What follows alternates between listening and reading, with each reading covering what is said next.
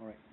So, good afternoon, everyone. Thank you very much for being here. Thank you, Danilo, for putting up this symposium. So I'll approach the problem from a different perspectives. I will mostly talk to you about electrophysiology and how we can go beyond on these types of data. All right.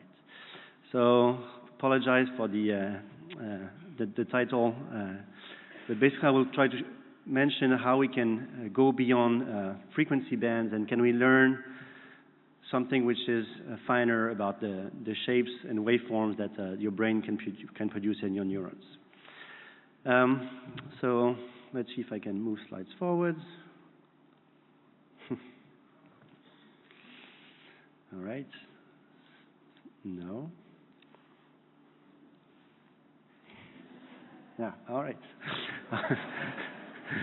I'm not sure I'm going to do this 50 times. Okay, so here is a piece of EEG signals that is subject during sleep, and you see that your brain produces, here on your top left, sleep spindles, which are these short bursts of activity, and also these weird waveform that people call K-complex.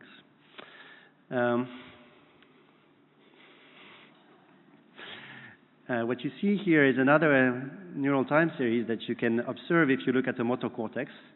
This is what people call mu waves, and it's called mu waves because it has these sharp troughs and that produce this Greek letter. So this is really embarrassing. What you see here is it's a chunk of LFP recordings from the striatum of a rodent, where actually what you see here is that you have these high-frequency bursts which are highly coupled with the slow wave. So basically, every time the slow wave reaches a maximum, you have these oscillatory bursts. So as I'm trying to convince you with this slide is that if you look at EEG or MEG or LFP recordings, you have a very large diversity of waveforms that you can find in data. So also, it's been reported a number of times. It's just one example, recent example, studying how these waveform shapes affect certain diseases like Parkinson. Okay, so what you see now right here is what you would find in a regular textbook on electrophysiology. You have different frequency bands. People argue about what's the right bandwidth, what's the right boundaries, is it different across species? Okay, so you have these high gamma bands, and if you go down, you have these delta bands. So it gives you this mental picture that your waveform signals are basically belonging to either the gamma band or the alpha or the theta, and all these things are narrowband. So why do we have this mental picture of sinusoids or narrowband signals? Here I'm going to take something that we extract from real data. This is what you see at the top is an alpha burst. As you can see, it has a peak in roughly 10 hertz, but you also see that it has harmonics that you're going to see right here, and you see that your signal is not narrowband. Yes, it peaks at 10, but it has more things. So I'm just going to read out loud this sentence from Jasper from now a while ago, which he calls the Fourier fallacy. So like Pamela, I also have a fallacy in my talk. So even though it may be possible to analyze complex waveforms of the brain into a number of sine wave frequencies, this may lead to what we might term as the Fourier fallacy, if one assumes that all of the necessary frequency occur as periodic phenomenon in cell group within the brain. To cut a long story short, if you have this mental model that you have a cell population that oscillates like sinusoids, maybe you're fooling yourself. So, can we go beyond this and basically before going beyond, I want to just illustrate why we always have this mental model of the sinusoid. If I take this mu wave and I just apply a linear filter, like here, you see that even if you take as input a mu wave which is not sinusoidal, as soon as you apply a narrowband filter, you will make it sinusoidal. Okay, so linear filters will produce these nice sinusoids, which are your cartoon models of oscillations in the brain. So the question is, can we learn these waveforms from the data? And I'll try to convince you that we can. So to this, we'll use a technique that we call convolutional sparse coding, and you can see these references that I'll try to summarize for you right now. So the idea of learning dedicated representation from data is not new. If you look in the signal processing statistic literature, people have tried many times. So before, we would use wavelet. You would use, I'm saying, going from Fourier, you went to wavelets, and then people have tried to learn. They call it sparse coding, dictionary learning that also people use a lot to learn parcellation on fMRI. But also more recently, there's been a lot of efforts from different groups to try to learn these waveforms from data with various algorithms that I don't have time to go into details. So our approach to this is to use what we call convolutional sparse coding. So the idea is that if I give you this cartoon waveform at the top, I can synthesize this waveform by telling you when you have a burst of activity that is on purpose, not a perfect sinusoid, and what the pattern looks like. So here you have a pattern which is in orange, and you have basically this time series in green, which tells you when the pattern occurs.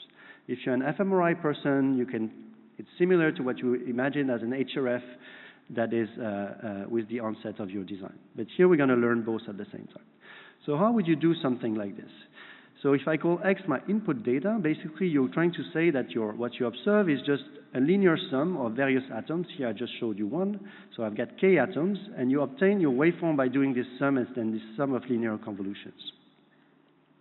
How would you estimate something like this? Well, in order to estimate this, what is been proposed and we're reusing, you try to fit your data in the L2 sense. This is this squared loss that you see at the bottom. You try to explain your data, and you say that your green time course should be sparse, which means that your signal should occur only in a few locations. Okay, so I'm not going to spend too much time on this, but just to show you what happens if you apply this on these rodent striatum data that has this CFC pattern.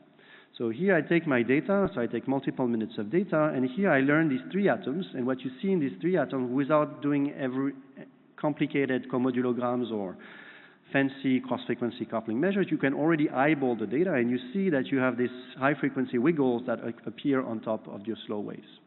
Okay, so just by decomposing your data in this convolutional basis, you can illustrate and see the waveforms with your eyes. So you see the cross-frequency coupling, and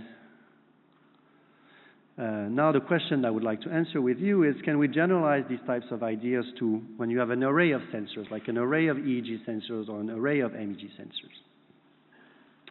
So to explain to you this, I'd like to come back to something that you probably know, which is called ICA, so independent component analysis.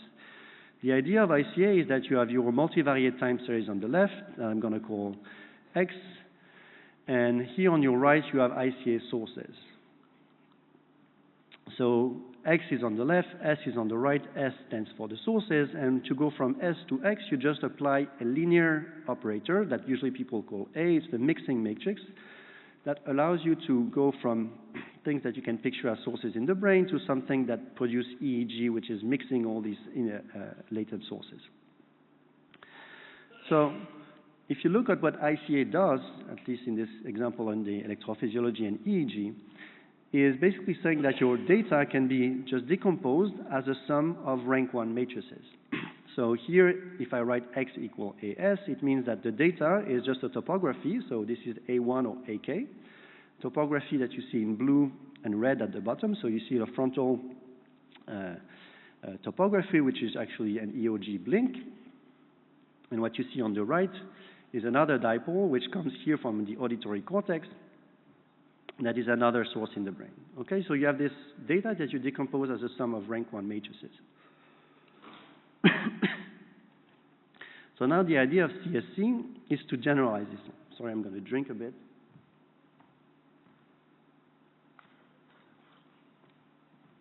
I've been screaming at my poster for 2 hours. So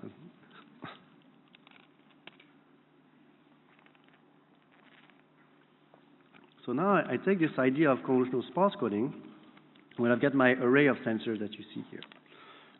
So now every source can be decomposed with this convolutional model, where it means that I've got my topography, I've got my waveform,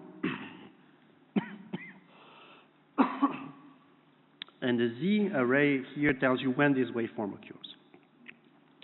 So in some sense, you've decomposed your data into a topography that where this happens, where things happen in the brain. The waveform shows you how the signal looks like, and the Z array tells you when this occurs. In order to learn this from data, you need to minimize an objective function. It's the same idea as before. You try to explain your data. But here you know something very strong about the underlying model. You know that you have this rank 1 constraints like you also have in ICA, which means that every sensor sees the same waveform, but just with a different amplitude. If you're far from the source, it's a low amplitude. If you're close, you have a high amplitude. So we solve this. We need to optimize over all 3 U, V, and S, and we get the solution. So an illustration of this solution is what you see here. This is a somatosensory data set. This is medial nerve stimulation on your wrist. And what you see is that you can recover what people would call this mu wave that you see here at the top, where you see this sharp peak and these troughs. You can also see that the power spectrum density is not narrowband, so you see a peak at roughly 9, and you see a harmonic. The harmonic is really due to the fact that you have these sharp troughs. And you can take the topography, and you can do a dipole fit to find where the source is coming from the brain.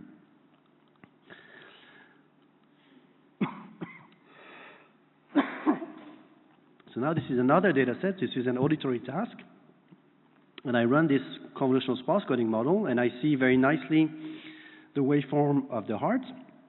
So you see the QRS, you even see the P wave, you see the EOG, which corresponds to the blink of the subjects, you see the auditory response, which is here bilateral, and you also see the alpha wave that you see in the parietal cortex. And the alpha wave, if you look very closely at the bottom right, you would see that, yes, it has a peak at 8 Hertz, but it also has a bunch of harmonics. So it can be summarized by roughly a peak at 10 Hertz, but this is not the end of the story. So now that you have this when information, you can also see, okay, when is this information occurring? Is it related to my paradigm? Is it related to my task? Can I fix my onset jitter between the different repetitions of my conditions?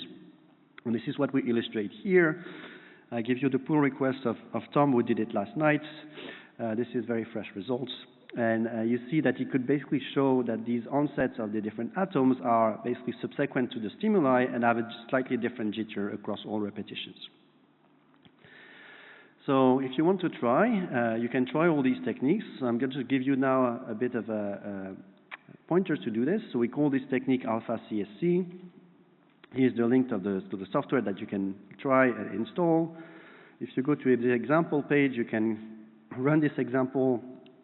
You should see exactly this on your machine. You're very welcome to to try, and I hope that you will try and tell us if it works or if it doesn't. I'd like also to mention this work that you can relate this to, again, a condition during permutation to see if certain conditions are more present, if certain waveforms are more present in certain conditions.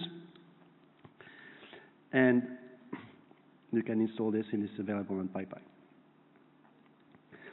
So I'd like to also take this opportunity to present what we've done on ICA. So this is a technique called Picard. It is if you're still a huge fan of ICA and you're still a bit skeptical about CSC, you can probably already reuse what we've been doing. We've been trying to improve ICA solvers and show that we can actually, on real data, improve performance compared to what you guys, I think, are more used to. So in order to conclude this talk, I'll just try to nail it a bit further by this question, which is maybe mentioning these frequency bands and these sub-bands is too simplistic for the reality, and especially if you want to relate this to computational models which are related to biology, if you want to connect this to like these Wilson and Cohen models or these models which are really biological that do not produce sinusoids. So maybe you want the full waveforms in order to really go to the biology and go beyond just this descriptive presentation of the data. We've had some collaborators playing with CSC on epileptic data and showing that they could recover spikes with these techniques. And again, please try it, break it, and let us know how to fix it. With this, I'd like to thank you for your attention. If you still have energy to come to the poster, maybe my voice will be dead completely by that time. And again, thank you very much for your attention. This was work that was mostly led by students. So Tom Dupré, who's not now at UC Berkeley, did most of this work during his PhD with Maynak Jas, who's also a grad student with me, now at MGH at the Martinos Center, and Pierre on ICA, and other Thomas Moreau on postdoc, and then other PIs involved in this project. Thank you very much.